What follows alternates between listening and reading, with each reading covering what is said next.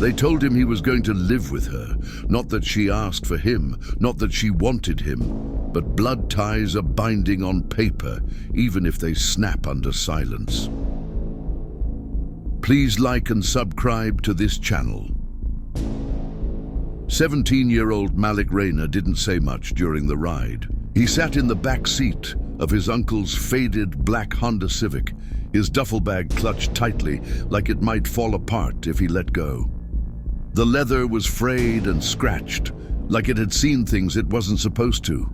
The AC hummed cold against the spring air outside, and the faint scent of lemon cleaner filled the cabin, but it couldn't cover the rot under the silence. His uncle didn't speak either, just drove. One hand on the wheel, one on the gear shift, eyes forward like this was just another drop-off. When they turned into the gated neighborhood, Malik looked out the window and blinked. Ivory mansions, clean sidewalks, lawns trimmed by invisible hands.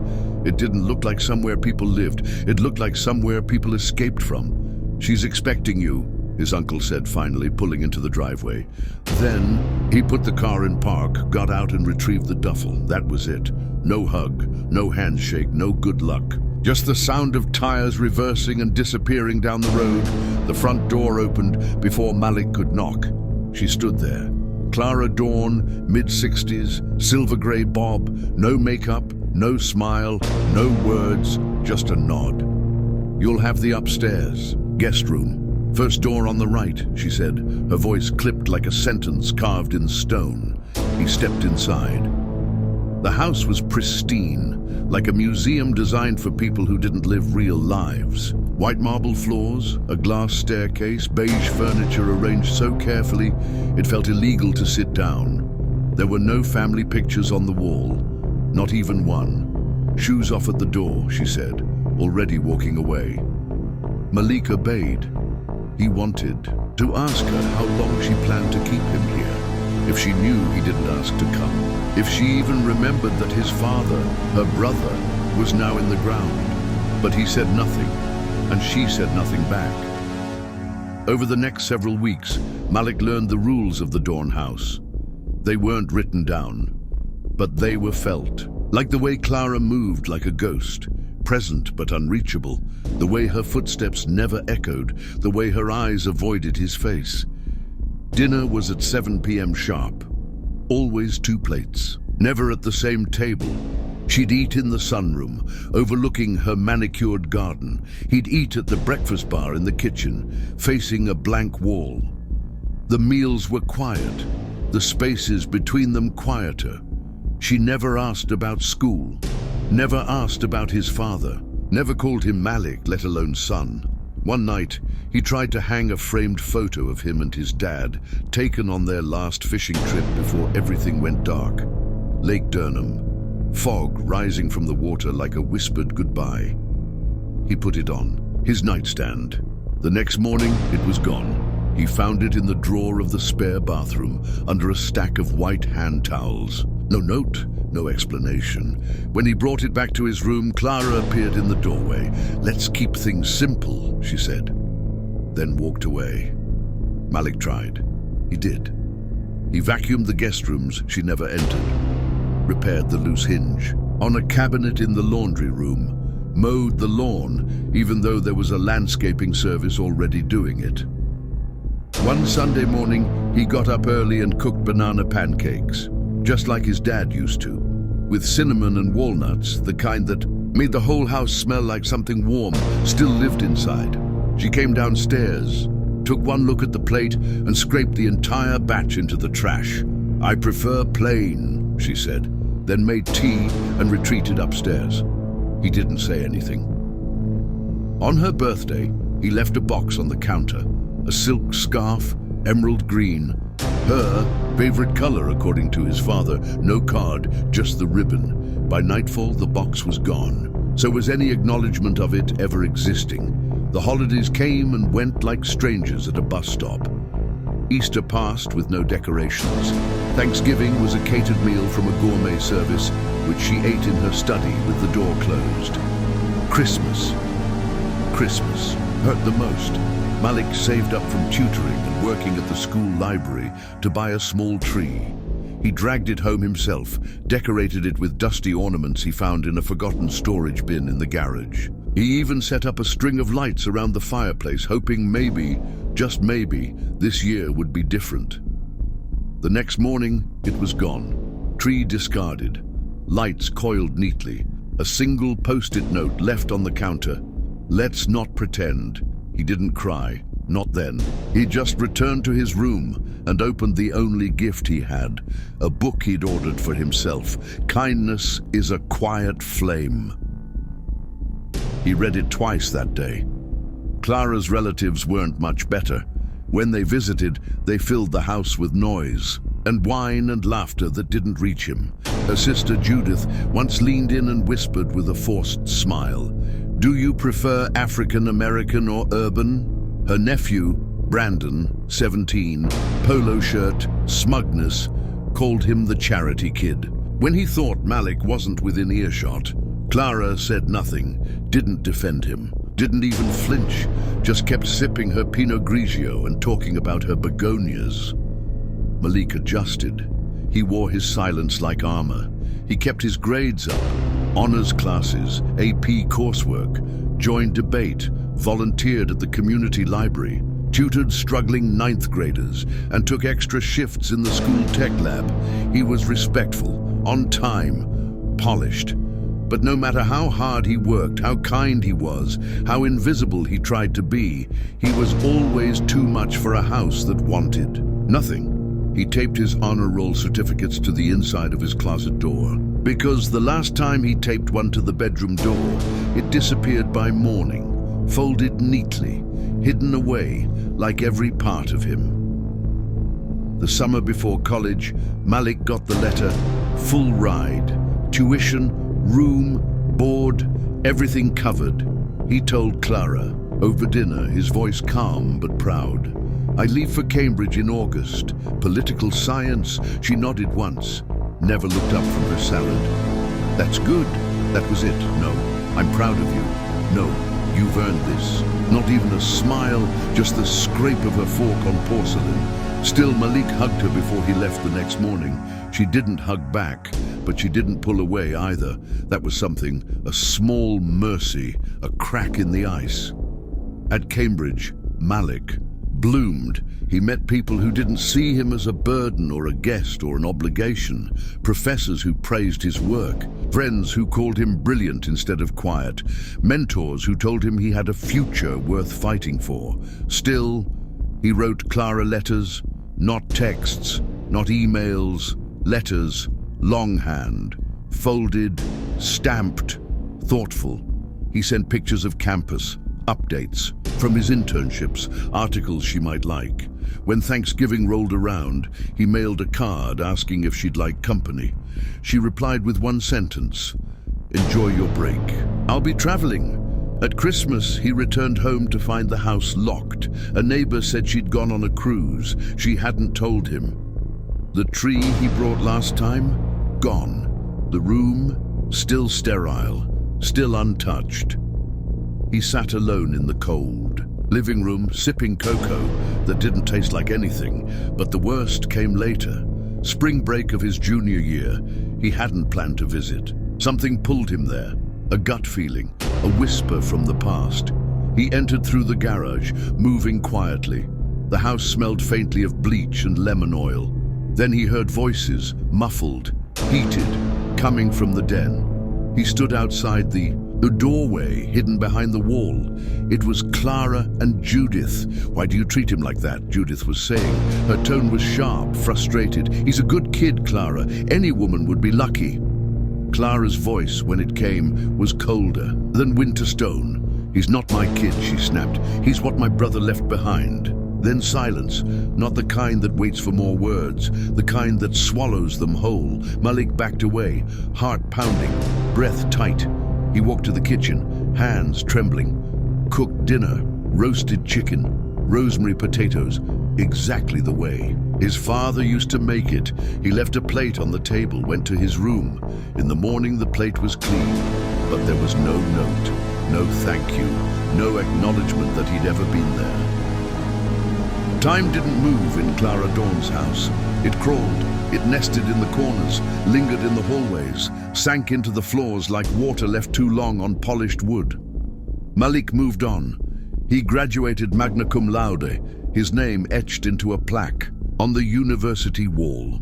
He was offered a coveted slot in a non-profit fellowship program, designing educational resources for inner-city schools, building after-school programs, helping the kinds of kids who didn't have anyone fighting for them. Kids, like he used to be. He moved to a small apartment downtown. Nothing fancy, but it was his. Every photo on the walls had him in it, his friends, his life, his story. He bought his first car, started mentoring teens through a weekend initiative. He had people who looked him in the eyes when they spoke to him, who laughed when he told jokes, who said his name with affection, not reluctance. But still, every year on Clara's birthday, he sent a card, sometimes a letter, sometimes a simple scarf in an envelope. Sometimes she replied with a thank you, sometimes not. But it never stopped him. Because Malik had made peace with something most people never learn. You can love someone who doesn't know how to love you back. And sometimes the point of kindness isn't the return.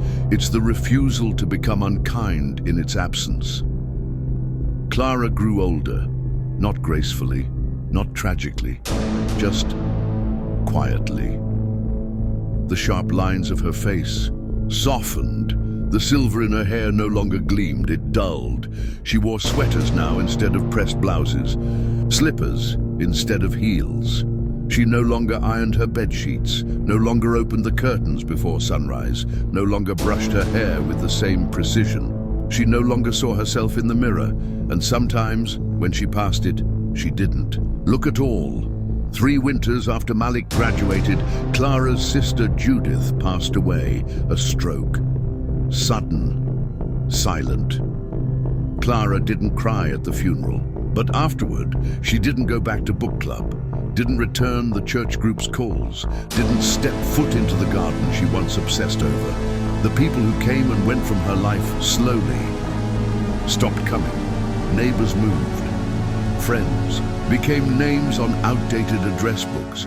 Even the woman at the pharmacy stopped asking how she'd been. Mail began to pile up. Groceries were ordered online. The porch light stayed on during the day, and nobody said anything. But everyone noticed. She got sick the winter before her 74th birthday. It wasn't a dramatic sickness, just a cough, a weight loss, a few missed meals. But she didn't tell anyone.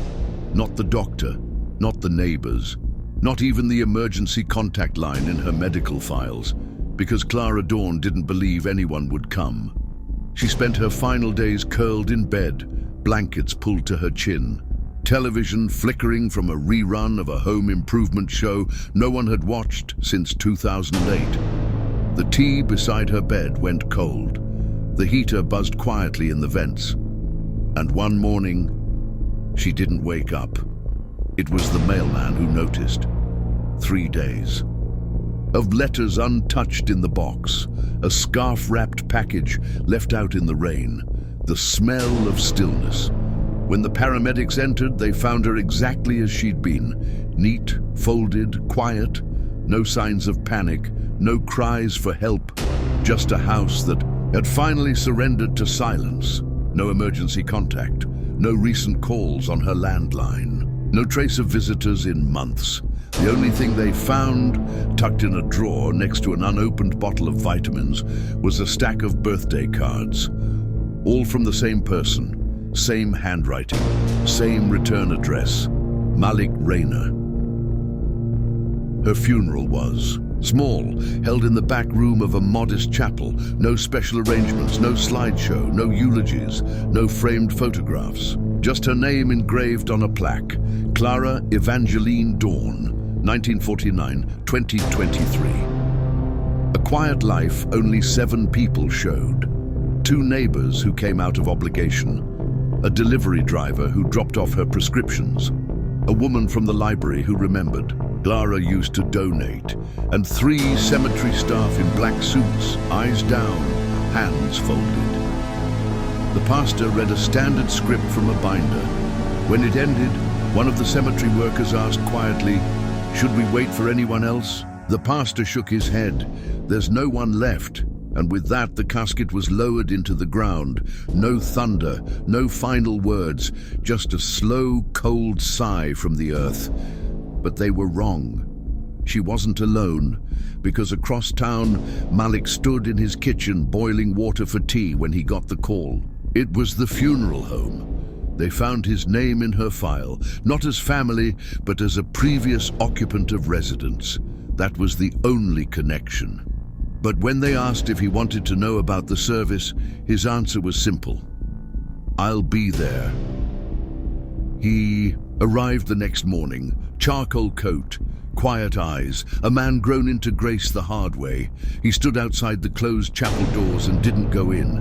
He didn't need to, because she never came to his ceremonies. Not debate wins, not scholarship banquets, not graduation. Instead, he waited for the service to end, let the others leave, and then walked alone to her grave. The headstone was simple, the earth freshly turned. Malik stood there for a long time. No flowers, no prayers, no performance, just presence. Eventually, the cemetery's groundskeeper approached, a wiry man in his 60s. Baseball cap, weather-worn hands. "You come here often," he said, not unkindly. "Were you close?" Malik looked at the grave, then back at the man. "She was the only mother I had left," he said, even if she couldn't say it back. The man didn't ask anything else, just nodded, tipped his cap, and walked away. What the groundskeeper didn't know, what even Malik didn't know, was that inside Clara's hallway closet, buried under decades of preserved linen, sat a small wooden box. Inside were letters, all of them, every birthday card, every scarf, every photograph from Cambridge, every longhand update from years past, some unopened, but none thrown away, and tucked at the bottom under a brittle envelope that had yellowed with time was a letter, one she had written, one she never mailed. "Malik, I don't know where to start. Maybe I've waited too long. Maybe you've already stopped wondering. Maybe you've already healed without me. But I need you to hear this. You reminded me so much of your father, his steadiness, his kindness, and I think that scared me. I didn't know how to look at you and not see what I lost, not see what he left behind.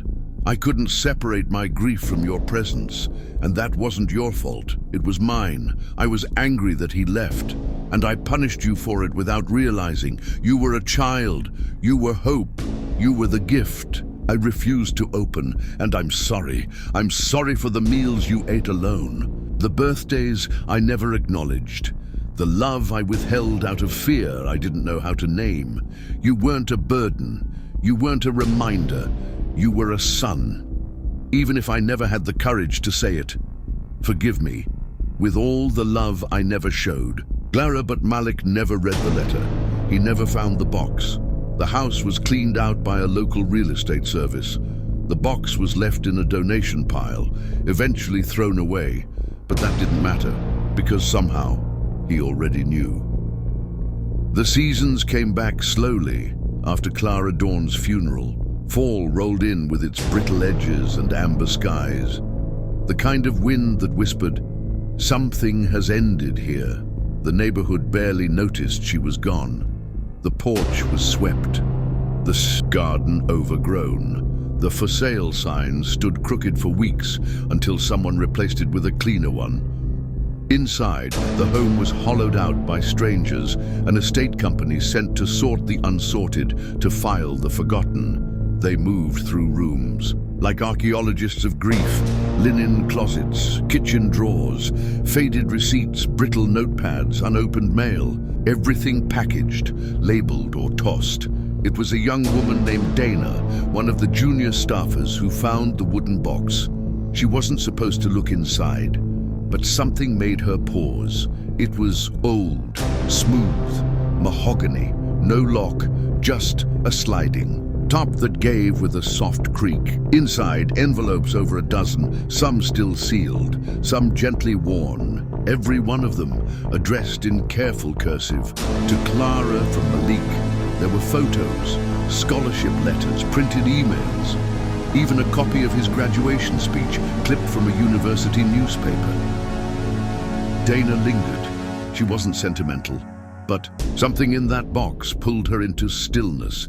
Then she saw the letter at the bottom, folded, worn, different, no return address. Just one word on the front, Malik. She opened it slowly, eyes tracing the shaky handwriting on the pale blue paper. When she finished reading, she folded it again, quietly, and pressed it back into the envelope. She never knew Malik, never met him, but something told her he didn't need to see the letter. He already lived it, and Malik did go on living.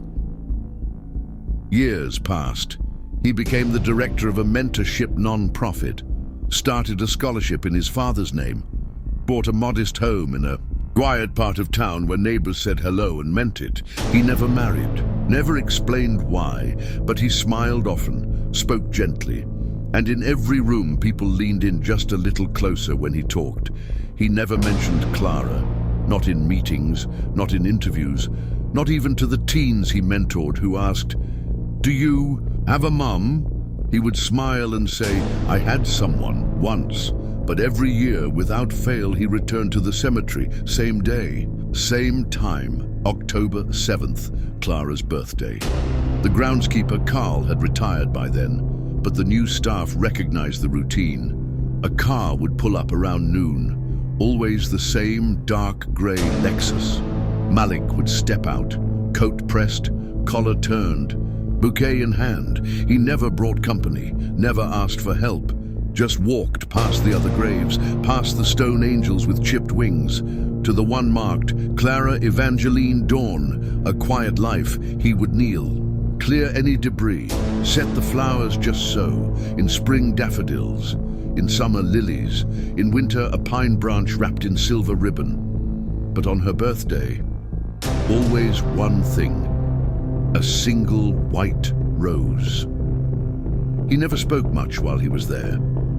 Sometimes a whisper, a memory, a name, but mostly silence, not the cold kind, not like the house used to be. This was the kind of silence Malik had made peace with, a silence that didn't accuse or demand, a silence that just existed, like the pause between heartbeats, like breath.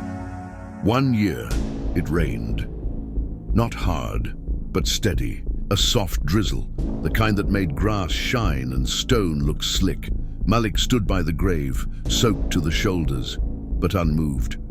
A passerby, another visitor, offered him an umbrella. He declined with a kind nod.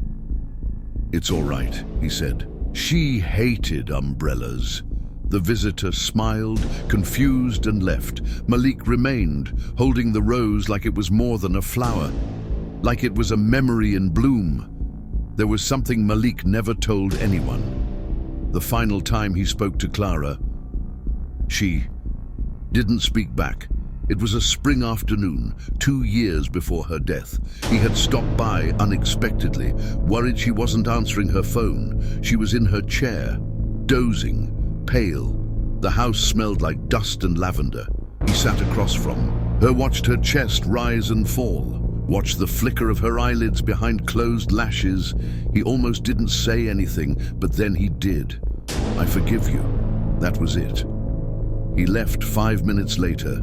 She never opened her eyes, never acknowledged it, but maybe she didn't need to. Maybe. Deep down, she had been waiting for those words. Maybe they were the only thing still holding her together. Back at the cemetery, on Malik's final visit before he turned 40, he did something different. Instead of the white rose, he brought 2. One for her, one for the room she never entered, the one in her heart. He knelt, rain slicking his coat, and placed them both gently on the grave. No note, no speech, just the memory of a boy once invisible in a house full of sunlight and silence, a boy who grew into a man no longer waiting to be seen. Weeks later, Malik received a letter. It had no return address. The envelope was a pale blue. Inside, a printed note from the real estate agent who had cleared Clara's estate. She'd found something that should have been mailed, but wasn't. Something left behind. Clipped to the note was a copy of Clara's letter, the one Dana had read. The ink had faded slightly. The handwriting still trembled, but the words, they landed. Hard, sharp, soft. Malik sat at his desk for over an hour, reading and rereading. He didn't cry. He didn't smile. He just exhaled. A long, slow breath he hadn't realized he'd been holding since he was 17. Then he folded the letter, slipped it into a leather journal, and wrote just 4 words beneath it. I know. And I did. That winter, he gave a speech, a keynote. At an educators' conference, the topic was supposed to be resilience, but Malik spoke instead about silence, about the kids who go unheard in their own homes, about the spaces between words, about how the absence of love can be just as loud as the presence of cruelty, and how kindness, true kindness, isn't a transaction, it's a declaration, a decision to love anyway. After the speech, a woman approached him, tears in her eyes, a notebook clutched to her chest. My son doesn't speak to me, she said. I think I forgot how to show up. Malik looked her in the eye, held her hand, and said something Clara had never managed to say, but you still can. The next fall, the cemetery staff installed a bench near Clara's grave. No plaque, no dedication, but everyone knew who it was for. And every October, the same man returned. Same coat, same steps, but something lighter in the way he moved, a peace that didn't need permission. On his 45th birthday, Malik sat on that bench, white rose in hand, and stared out over the hills. The sun was setting, birds rustled in the trees, and the cemetery was quiet, not the eerie kind, the kind that feels like closure. He placed the rose on the grave, let his fingers linger on the engraved name, then whispered, "This time I brought 2." And then he left, not in sadness, not in anger, but in peace. Because Malik Rayner no longer needed to be seen. He had become the kind of man no one could ever overlook again, even in silence.